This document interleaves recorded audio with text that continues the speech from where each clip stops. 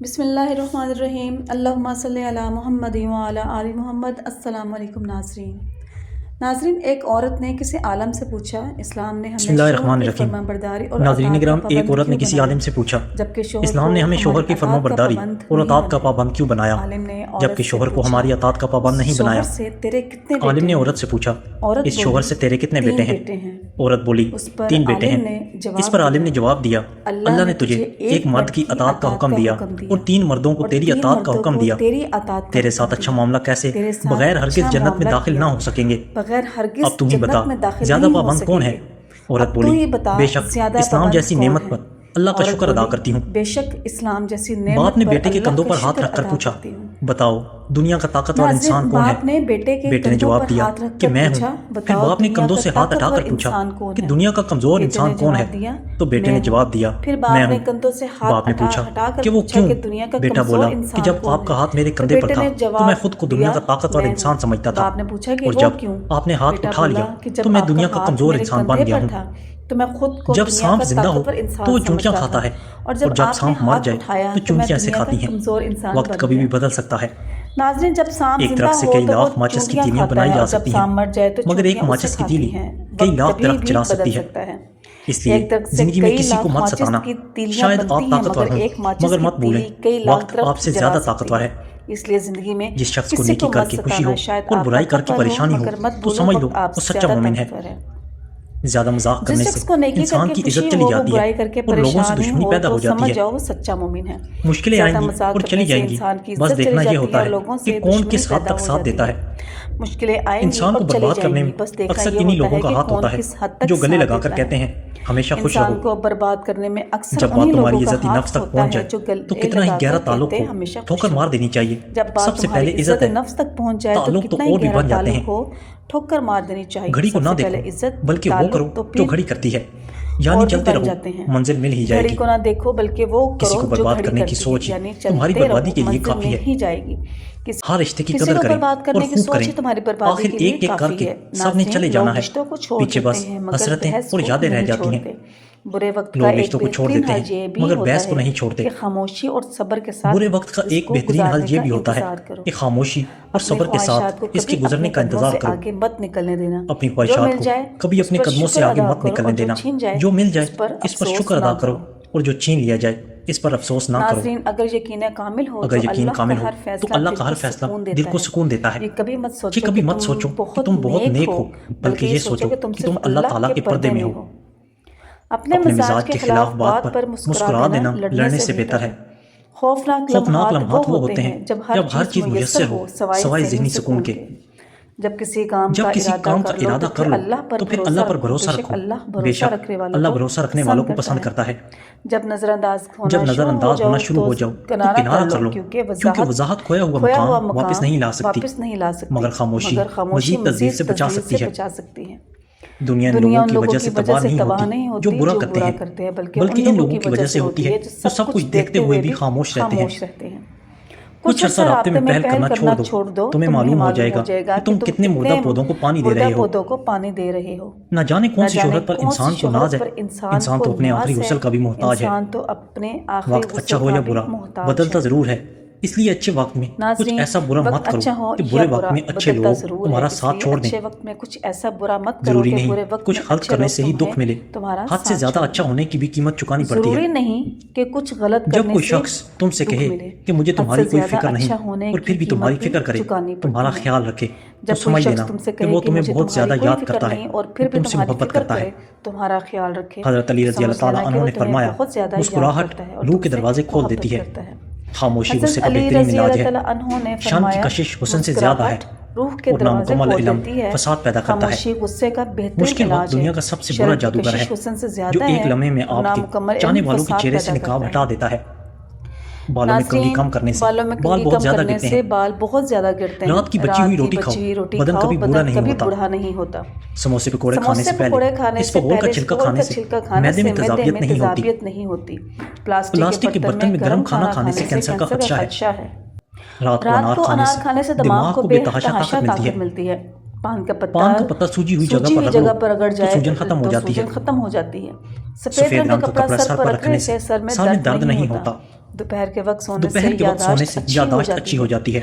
कम रोशनी में मुताला करने से नजर कमजोर हो जाती है। दूध में कच्चा केला डालकर खा लेने से कभी बदन में कमजोरी नहीं आएगी। हज़रत अली रज़ी अल्लाह तआला अन्हु ने जमीन पर सोने से क्यों मना फरमाया? हज़रत अली रज़ी अल्लाह तआला अन्हु ने फरमाया, जो लोग जमीन के ऊपर सोते हैं चारपाई पर नहीं सोते, वो लोग कभी भी जमीन पर नहीं सोएंगे। एक मरतबा रात के वक्त हज़रत अली घर से बाहर निकले तो आपने देखा कि एक शख्स जमीन के ऊपर सोया हुआ था। और उसके पाँव के ऊपर अपना पाँव मारा, इसके पाँव के ऊपर अपना पाँव मारा तो वो शख्स जाग खड़ा हुआ। आपने शख्स को कहा कि उठो, वो शख्स खड़ा हुआ तो आपने फरमाया, आज के बाद कभी भी जमीन के ऊपर मत सोना, क्योंकि जो शख्स जमीन के ऊपर सोने का आदी हो वो जिंदगी के अंदर कभी भी दौलतमंद नहीं बनता। नाज़रीन, लेटकर किताब पढ़ने से दिमाग कमजोर होती है।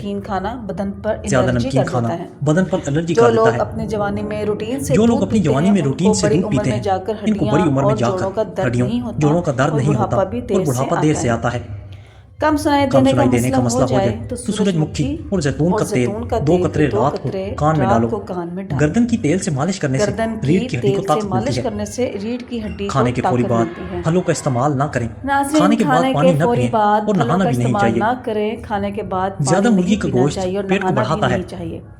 सोने से कबल फालसे का शरबत पी जाओ, मैदे को ठंडक मिलेगी और मैदा ठीक रहेगा। सूजन कम करने और जख्म भरने की हल्दी में सलाहियत होती है। सूजन कम करने गर्म दूध में हल्दी डालकर पीने से जोड़ मजबूत होते हैं और जोड़ों पर हल्दी का लेप लगाकर गर्म कपड़े की पट्टी बांधने से दर्द से फौरी आराम आ जाता है। खुश्क खांसी की तकलीफ में खजूर, केला और मक्खन को मिलाकर खाना मुफीद है। छुरी को गर्म करके डबल रोटी काटने से डबल रोटी बिल्कुल आसानी से कट जाती है। फर्श पर अगर पीले बदनुमा दाग पड़ जाएं तो पानी में सिरका मिलाकर फर्श को धोएं, दाग साफ हो जाएंगे। गर्म रोटी खाने से होंठ काले पड़ जाते हैं। अगर हाथ पर किसी चीज की बदबू लग जाए तो स्टील का चम्मच हाथ पर रगड़ने से बदबू खत्म हो जाती है। अगर सब्जी बनाते वक्त इसमें नींबू के छिलके डाल दें तो सब्जी का रंग नहीं होता। अगर प्याज को जल्दी गलाना है तो प्याज को लच्छों की शक्ल में काटें। बैंगन और खरबूजे को पकाकर खाया जाए तो 9 साल तक बैंगन और कमर में तकलीफ नहीं होती। खा लिया जाए तो 90 साल अगर बुखार का मसला हो जाए तो अजवाइन पानी में गर्म करके पी लो। अगर गर्मी में प्यास बहुत ज्यादा लगती हो तो तरबूज खाया करो। गर्म करके पी लो। अचानक चक्कर आना शुरू हो जाए तो फौरन छोटी इलायची को पानी में गीला करके चाट लें, चक्कर आना बंद हो जाएंगे। अगर छोटे बच्चे को उल्टियां आ रही हों तो सौंफ दूध में गर्म करके पिलाओ। पालक में साबित लीमू डालकर खा लिया जाए या गाजर और लीमू को पका के खा लिया जाए तो जिंदगी भर खाने की नाली साफ रहती है। रात को दूध पीकर सोया करो, हड्डियां मजबूत हो जाती हैं। जुम्मे को और सुबह को नाखून काट दिया करो, इससे घर में नहुसत नहीं फैलती। जुमे को हाथ पाँव सुन हो जाने का मसला हो तो अदरक, दालचीनी और लीमू को कहवा बनाकर पियो। हाथ पाँव सुन हो जाने का मसला रोटी को चबाकर नहीं खाओगे तो कमर का दर्द शुरू हो जाएगा। ज्यादा पानी पीने से गुर्दे खराब नहीं होते। रोजाना सुबह के वक्त घर की सफाई करने से रिस्क में इजाफा होता है। रोजाना सुबह के कभी टेक लगाकर खाना मत खाओ, इससे सांस की बीमारी का खदशा है। कभी टेक लगाकर खाना मत खाओ, इससे सांस की बीमारी का खदशा है। नाजरीन, रिश्ता टूटने के बाद भी अगर अराज अमानत रहें तो जान लो तुम्हारा वास्ता किसी असली नस्ल से पड़ा था।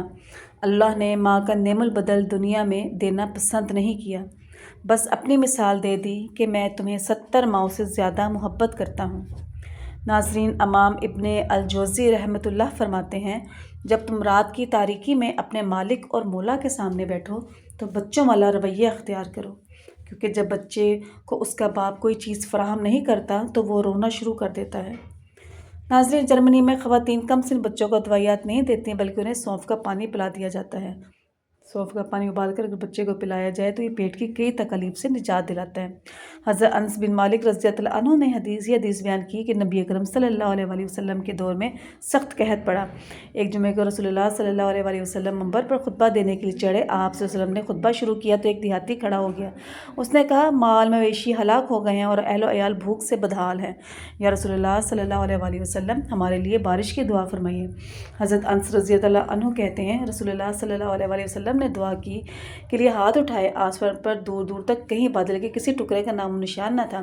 उस ज़ात की कसम जिसके हाथ में मेरी जान है, आप सल्लल्लाहु अलैहि वसल्लम ने हाथ नीचे नहीं किए थे कि आसमान पर बड़े बड़े बादल छा गए। फिर आप सल्लल्लाहु अलैहि वसल्लम अभी मिंबर से नीचे नहीं उतरे थे कि मैंने देखा बारिश बरसने लगी और पानी आप सल्लल्लाहु अलैहि वसल्लम की दाढ़ी से कतरों की सूरत में गिरने लगी। اس روز بھی بارش ہوئی اور اس کے بعد بھی اگلے کئی دنوں تک مسلسل بارش ہوتی رہی، یہاں تک کہ اگلا جمعہ آ گیا۔